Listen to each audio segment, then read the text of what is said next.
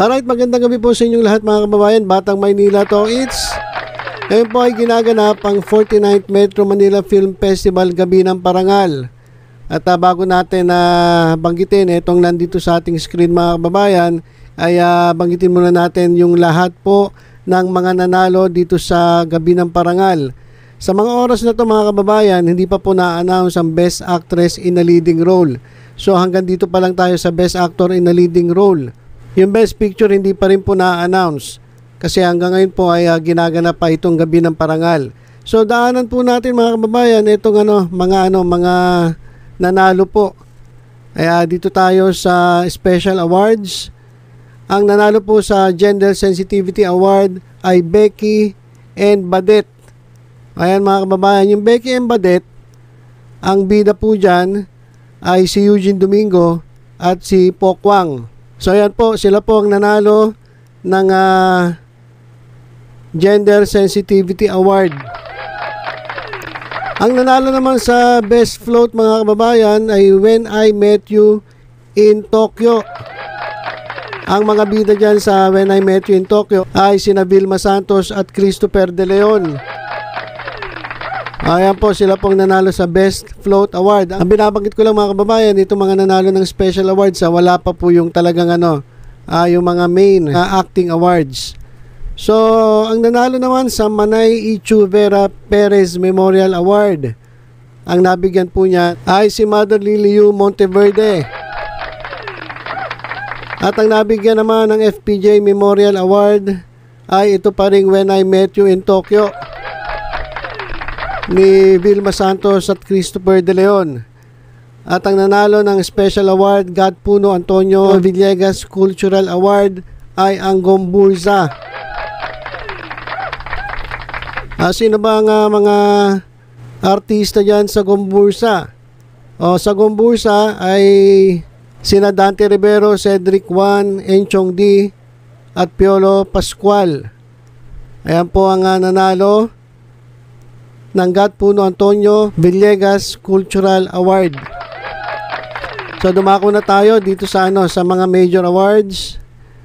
Ang Best Original Theme Song mga kababayan ay Finga Likin, Becky and Badet. Ang mga gamanap po dito ay itong si Pokwang at itong si Eugene Domingo. Best Musical Score, Malyari, Von de Guzman. Sa Best Sound, ang nanalo po ay ang Gomburza, Melvin A. Rivera and Louie Boy Bauson. Sa Best Visual Effects, ang nanalo ay Malyari, Gaspar Mangarin. Best Production Design, ang nanalo po ay Gomburza, Eric Navarro. At Best Cinematography ay ang Gomburza uli, si Carlo Canlas Mendoza. At ang nanalo sa Best Editing ay ang Kampon. Sino ba ang mga artista sa Kampon? Ang gumanap dyan ay si Derek Ramsey at si Beauty Gonzales. So nakuha ng Kampon ang Best Editing. Best Screenplay, Firefly, Angeli Atienza. At ito na mga kababayan yung mga acting awards. Best Child Performer, ang nanalo po ay Firefly, si Ewen Mikael. Dito sa Firefly mga kababayan, ang bida po rito ay si Alessandra De Rossi. At ito nga si Ewen Mikaels. So siya po ang nanalo bilang Best Child Performer. Ang Best Actor in a Supporting Role mga kababayan ay nanggaling sa pelikulang Malyari. Sino ba ang mga bida dyan sa Malyari? Si Piolo Pascual at si Janela Salvador at si JC Santos na naging Best Actor in a Supporting Role. At ang Best Actress in a Supporting Role mga kababayan ay isang Dabar Kads. Yan mga kababayan sa ating screen. Siya po ay si Miles Ocampo. Best Actress in a Supporting Role, Family of Two. So sino ba ang mga bida yan sa Family of Two? Ang pelikulang Family of Two ay pinangunahan ni Miss Sharon Cuneta at Alden Richards. At si Miles Ocampo nga ang gumanap bilang supporting role, at ito, siya po ay tinanghal na Best Actress in a Supporting Role. Congratulations sa Dabber Cats. Ang Best Director mga kababayan, ang nanalo ay ang Gomburza. Si Pepe Joke na mga kababayan ang tinanghal na Best Director sa Gabi ng Parangal. At ito ay sa pelikulang Gomburza. I-refresh natin mga kababayan kasi nag-update ito sa mga oras na ito. Nako, ito na, nag-update na. Ang nanalo po mga kababayan sa Best Actor in a Leading Role ay si Cedric Juan sa pelikulang Gomburza. Yan mga kababayan. At ang Best Actress naman in a Leading Role ay nagmula sa pelikulang When I Met You in Tokyo. Sino hula nyo? Ang hula nyo, sino?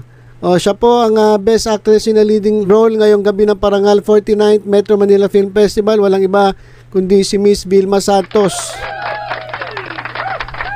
Yan mga kababayan.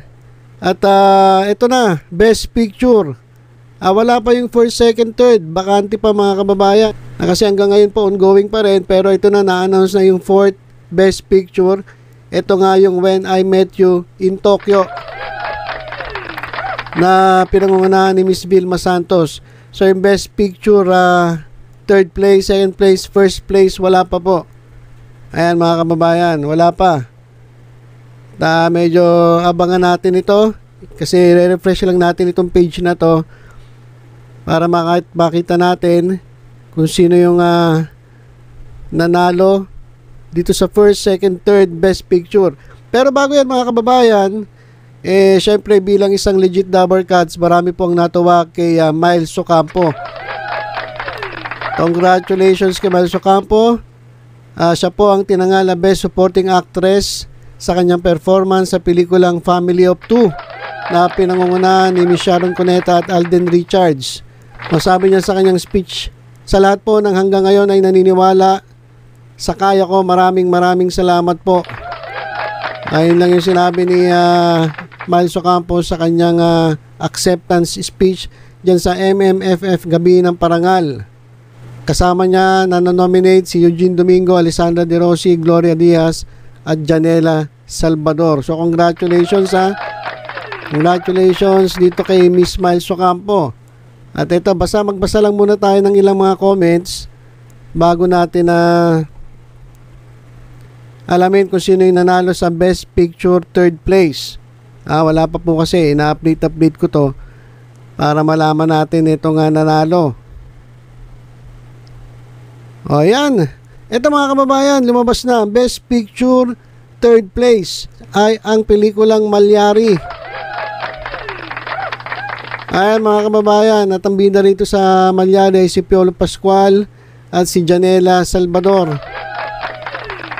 Ayan, yung first and second wala pa. So tuloy natin, magbasa muna tayo dito ng ilang komento sa pagkapanalo ni Miles Ocampo. Halos lahat mga kababayan. Ayan, congratulations Miss Miles Ocampo. Congrats legit Dabber Cats, Miles Ocampo. Ikaw yung hindi nabanggit sa screen. Tapos ikaw pala ang Best Supporting Actress. Congrats Miles. Galing. Ayan mga kababayan, congrats Miles, so proud of you. Nako, marami pong matutuwa dito.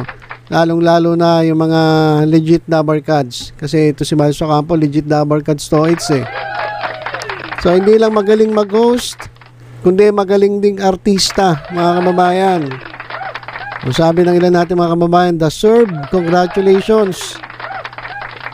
Kung sino pa nakalimutan banggitin, siya pa pala ang winner. Congrats Miles.